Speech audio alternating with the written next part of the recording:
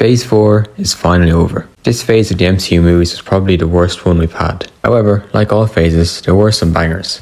Today I'm going to be ranking all the shows and movies from Phase 4 from worst to best. I think it's pretty obvious which one I'm going to start with. I'm going to be brief as I can with this show. She-Hulk is the worst show I've ever seen. I am being 100% serious when I say this. I've never watched a show so bad in my life. The entire show is trying to be funny, which it fails to do so. She-Hulk is probably the most unlikable Marvel protagonist in my opinion. The show was so painful to watch that I couldn't force myself to watch any more of it until Daredevil appeared. And when he finally did, yeah. The CGI was also noticeably bad in this show, which is kind of a given in Marvel shows nowadays. Usually when I dislike a show, I just don't have a desire to watch it again and that's it. For She-Hulk, I actively never want to think about it ever again. It's a 0 out of 10 for me. Not funny, didn't laugh. A hand grenade? No, it's a portable speaker. Or Love and Thunder is In the words of old King Hamlet, oh what a falling off was there. How on earth did Taika go from making Ragnarok and Jojo Rabbit to making this? Ragnarok was probably one of the best Marvel movies, and this movie somehow ruined everything about it that we enjoyed. Corey didn't say a single funny thing in this movie. The CGI in this movie was noticeably bad as well. And the worst part about the movie was probably the cringe. It was pretty cringe. All in all, it was a major disappointment, and in my opinion it is a movie that kind of sums up the decline in Marvel movie quality. I honestly have nothing to say about this one. The only character's name I remember is Icarus, and that's just because of my knowledge of Greek mythology. Eternals for me is kind of like the anti-Guardians of the Galaxy. Remember in 2014 when nobody knew who they were and suddenly everyone did? Well, the opposite happened for the Eternals. Nobody knew who they were and nobody still does. None of the characters interested me and the story was a complete mess. Oh yeah, and Harry Styles was in it too. I can't really remember why, to be honest with you. But you have no idea how complicated this situation is. You know what? You're right. Bruh. I was pretty hyped for this when it came out, but it ended up just disappointing me. There were some aspects I liked. For example, I liked John Walker's character. I honestly believe that he should have been the primary antagonist. His story of trying to take up the mantle of a perfect man, and everybody realising he is far from a perfect man, is a much more interesting story than the main villain's arc. The main villain is probably the worst part of the show. As I said before in my Decline of the MCU video, their argument makes no sense. They are anarchists who are killing innocent civilians in order to bring the world back to the depressed state it was in after the snap. I've already stated that despite all the memes around him, I dislike how they made Baron Zemo a joke. I probably won't watch the show again. You have to stop calling them terrorists. Hawkeye was another show that I was so excited about and ultimately disappointed about in the end. Hawkeye is a great character, but the show should have been about him. Instead, it was about an entirely different character. I like Kate Bishop's character, but it wasn't really meant to be her show. Echo was an okay villain, but the thing that disappointed me the most about the show was the main villain. If any of you have watched Daredevil, you will see how underpowered he has become. The disrespect for Kingpin's character has made me strongly dislike this show. I'll give the show as a whole a 4, but the scenes with Kingpin in it get a 1 from me. This is just a very average movie within the MCU. It was extremely out of place. I quite liked Natasha and Yelena's relationship in this film.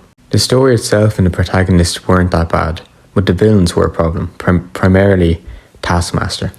Taskmaster was just not cool at all.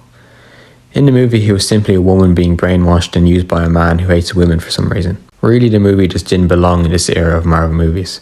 Before I move on, I should probably just mention What If, very briefly. What If was not really a show in my opinion, but kind of just a shitpost on Marvel's part. And that's why it's not included on my ranking. Anyways, moving on. Moon Knight is an odd one. I feel like either people love it or hate it. Some people love Steven while others think he's the most annoying character ever introduced in Marvel media. My opinion is that the show is kind of all over the place in regards to storytelling. The jokes told in the show are mostly pretty lame. I don't think I'd call the show bad, but I've no desire to watch it again. I respect how unique the show is, but at the same time, I don't. I remember being so confused and bored for the first few episodes. We had to wait a while for the actual story to begin. The stuff outside Wanda's little slave plantation wasn't all that interesting. I feel like Wanda was meant to be portrayed as a tragic hero. But to be honest, I can't say I understand her at all. She was angry at the death of Vision, so she decided to enslave an entire town. I mean, Wanda's just not a good person. She's not understandable at all. She is the villain, therefore we did not need Agatha at all. In all, I respect how the show took a different approach to things, but it was either boring or dumb. This one took me a while to finish, not because it's bad or anything, but I've just kind of felt bored of Marvel shows lately. Miss Marvel was surprisingly decent enough. I liked all the family side characters. It was definitely less dull in comparison to a lot of the other shows. The Pakistani storyline was interesting in the way they linked everything to the tradition of India. Overall, it was nothing too special, but it wasn't too bad, honestly. That doesn't seem fair. I feel like Raimi tried to make the weirdest Marvel movie yet. He succeeded, but nobody really wants that. We just want a good film. Again, I must reiterate that I do not understand why Wanda is willing to destroy the world to get her kids. Literally just go and adopt some. The end. Loki gets way too much love from fans. In my opinion, it really is not that good. Loki wasn't mischievous at all, and he was looked down upon by everyone around him, which annoyed me. The show has a good amount of episodes where nothing's really happening, and then you have the fact that Loki and Lady Loki seem to love each other, which is a bit strange. The character Owen Wilson played was so unlikable. And then you had Kang, who is the new main villain of the MCU. He's no Thanos, let's just say that. We are now in the top 3, and starting off we have Shang Chi.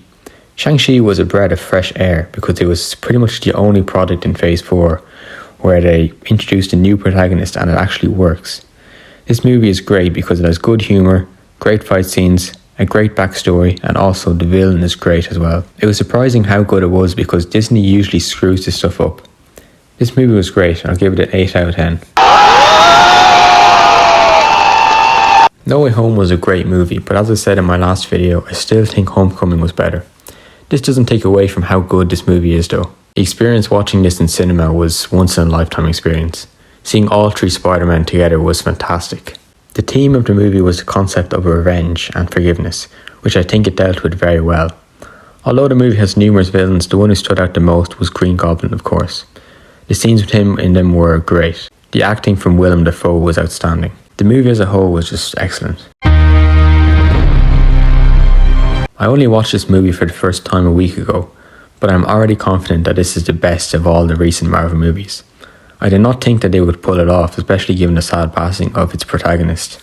Yet somehow they did. Wakanda Forever was possibly better than the first one, to be honest. Had a lot of emotion and it also had the theme of revenge and forgiveness. Namor was a great villain because, like Killmonger, you could understand his motives. It was an amazing way to end this phase. And that is it. That's all of Phase 4 ranked. We'll just have to see what the future holds for Marvel.